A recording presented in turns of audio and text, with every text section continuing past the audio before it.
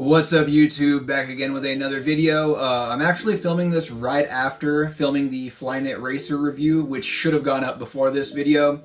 But anyway, let's just get right into it. This is going to be the Adidas Ultra Boost versus the Nike Flyknit Racer comparison. I think I've seen maybe one or two of these on YouTube before, but not too many. I think the biggest one that I can remember is a Presto versus an Ultra Boost, which was Richie Lee's channel, I believe. If you haven't checked that out, I would highly recommend it. Also, if I seemed a little bleh in my last video, it was because I didn't have my coffee, but now I did, and I feel like I'm talking way too fast. So let's try to slow it down. So, Ultra Boost versus Flyknit Racer. Now, we're going to kind of separate these into categories and see which one kind of wins overall. So we're going to start off with price. Now, the Ultra Boosts retail for about $180, which can kind of range from $194 to $196 after California tax. And that is a very steep price tag. I know they are extremely comfortable, but I honestly wish these were the same price as the Flyknit Racer, which comes in at about $150 and then I think $160-ish after taxes. So for price, even though these are extremely comfortable, I'm gonna have to give it to the Flyknit Racer, because if these were the same price as the Flyknit Racer, it'd be no question in favor to the Ultra Boost. But these are 200-ish, so Flyknit Racer for the win right there. Then next, moving on to comfort. There's a high chance you probably came to this channel in the first place for one of my many, or from one of my many Ultra Boost videos. You already know these are by far the most comfortable pair of shoes I've ever had. So comparing it to the Flyknit Racer, yes, this is a much lighter shoe, and that's something I do prefer over this shoe. But just from trying them on, you can immediately tell that these are not on the same level. Adidas is definitely killing it right now with Boost technology. I know it's kind of becoming repetitive me saying this on the channel, but I honestly think Nike needs to do something else. These are comfortable, but when you compare it to this, these might as well be a pair of Vans. I don't know if that's a little harsh, but it's the truth. So for comfort, I'm gonna have to give it to Ultra Boost. Yes, they are a little tight right here on the ankle in comparison, but overall, every time, if you want to be out for a long period of time and don't really want to worry about foot pain, these are the ones right here. So that's 1 point for Ultra Boost versus 1 point for the Flyknits. And next, we're moving on to quality. Now, we're going to ignore the fact that the Flyknit Racer I had two minor issues, which you probably know already if you saw the last video. But I have had Adidas products that have also had very, very minor issues that I guess I had forgotten about, but I just remembered on one of my past boosts. There was like a kernel or two that looked like it was missing, like one of the boost kernels. So I guess in that aspect, I will give them a tie, because the Prime-Knit on the Ultra Boost is really high quality, and it feels a lot softer actually compared to the Flyknit. This feels a lot rougher. It's a little coarse to the touch, but it does feel of a high quality. It doesn't feel like a cheap product at all. That's why I was saying we're gonna give it a little bit of slack, even though it did have two things that kind of bothered me. But yeah, I'd say the Prime-Knit and the Flyknit both feel like high quality materials. The rubbers both feel really nice on both, so we're gonna give it a tie right there. So it's 2-2 at the moment. And next, moving on to style. Now, I'm gonna have to say the Flyknit is a better looking shoe in comparison to the Ultra Boost I have below. But when I think of every colorway that has ever come out, like including the silver metal, which I never got my hands on for the Ultra Boost, I'd say the Ultra Boost have had more colorways that personally appeal to me as opposed to the Flyknit. I feel like a lot of Flyknits go with like really crazy and out there colors, like the bright oranges, the purples, the greens, the multi-colors. And most Ultra Boosts are kind of more earth tone. I know now there's all these earth tone versions of Flyknit Racers as well. You got the olive, you got those like platinum, like grayish colors with like some olive at the heel. And those are all really nice, but I'd say the Ultra Boosts are easier to style. I feel like they just go with a lot more stuff I have in my closet. I don't know if any of you guys feel the same way or not, but yes, I think the Flyknit looks better, but then I think the Ultra Boost is easier to style. So I'm kind of having difficulty saying which one has the better style.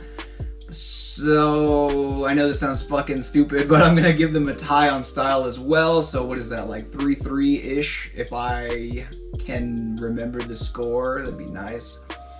But anyway, let's move on to resale. Now, I know a lot of you are gonna act like resale doesn't matter, but it really does. Because what happens if you buy a shoe and yeah, you like it, you like the way it looks and everything, but you don't like the way it looks on you and it just ends up sitting in the closet. I know that's happened with a multitude of my purchases in the past. So resale is important because once you can't return a product, I mean, you're kind of fucked if it doesn't have any resale value to it. Now, I have worn these a lot this year. I'm not gonna say I haven't. You can obviously tell by the bottom tread pattern right there. They're still in pretty solid condition. Yes, the bottoms are pretty worn, but I've seen pairs of these that were in worse conditions sell for $200 on Grailed. So they're selling for retail after taxes even being used, which is crazy. You cannot say the same thing about the Flyknit Racer. I've seen a bunch of colors on Grailed that are like, oh, we wore it, like they'll be like, I wore it once, so I wore it twice. And they look much better than a lot of the used Ultra Boosts that are for sale right now, because some of those are like missing boost kernels. Some of them are like all fucked up and you could tell they've been used a lot. And those still sell for more than a lot of the Flyknits that were barely worn. So for resale, I'm gonna honestly have to say the Ultra Boost wins in that aspect, because there are people selling used ones for $250 and they're selling. That's not the listing price and they're just sitting there. They're actually selling for those prices. So if you want to wear a shoe for an entire year and then if it's still within a 7 to 8 condition, get rid of it for more or the same price, I'd say the Ultra Boost is the way to go. I know a lot of hype used to be on the Flyknit Racers in the past, and that was before I ever even had a pair in my possession. And it seems like it's kind of dying down, unless it's like the Oreos. Those still sell for a lot of money. But let me know what you guys think. The Ultra Boost gets the overall win in this comparison. And there's something I want to briefly kind of talk about, like side talk right now. I think the reason these didn't sell out instantly was because people were waiting for the triple black Ultra Boost to come out like the next day, as well as the uncaged triple black Ultra Boost, which I think came out 1 to 2 days after these. All of those sold out, I'd say what, within like the hour or so? Like they sold out immediately. I didn't really like them, to be perfectly honest, but they did sell out. These sat there for 24 hours on Nike's website, give or take, and they were almost sold out on Finish Line and Foot Locker, with the exception of like big ass clown fucking sizes like size 15 and shit. Those sat there for quite a while, but they're all gone now. So I don't know, man. I want to root for Nike and I want them to have the absolute most success like possible, because if you guys remember, the Nikes were just on like Nike was on top of their fucking game back then.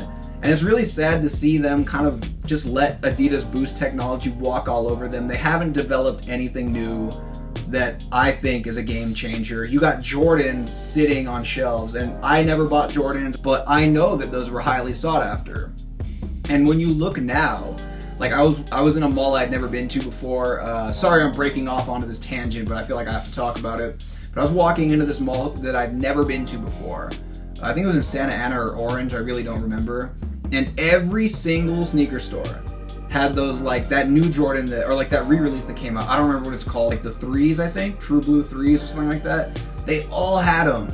There was also Flyknit Racers, not these, but there were Flyknit Racers sitting, and not one of these stores had Ultra Boost, not one of these stores had NMDs. Some of them had Alpha Bounces, that new like tan one, but I don't really like those. I got a better look at them and I wasn't too fond of those. But yeah, NMDs sold out. They told me Ultra Boost sold out of every single store. Champs, Foot Locker, Finish Line, Foot Action, Shoe Palace, but I don't think they carry Boost. But yeah, like all the Adidas products pretty much that are pretty hype right now, completely gone. All the Nike products and Jordan products that were once extremely hyped, sitting on shelves. So, I don't know. I really hope Nike develops something new into 2017 that can compete with this, because although, yes, I like the lightness of these shoes, as far as comfort, they just don't have the cushioning. Like when you compare it to the Boost. Like if Nike had their version of Boost, they'd be killing the game, because I think overall this looks better. Now, does it match better with the clothes I have in my closet? No. But if these were more comfortable and cheaper than Ultra Boost, they would steal the market again. And I don't know if anybody from Nike is going to watch this, but it's something that I feel like a lot of YouTubers have been saying. Like, they really need to step up their game because they're falling behind. And you could call it the Kanye effect. You could call it I don't know what you want to call it. Just Boost is dominating right now. So yeah, Ultra Boost wins this comparison hands down. Not even much of a contest. But for the price, I think these are pretty dope. You guys tell me what you guys personally think.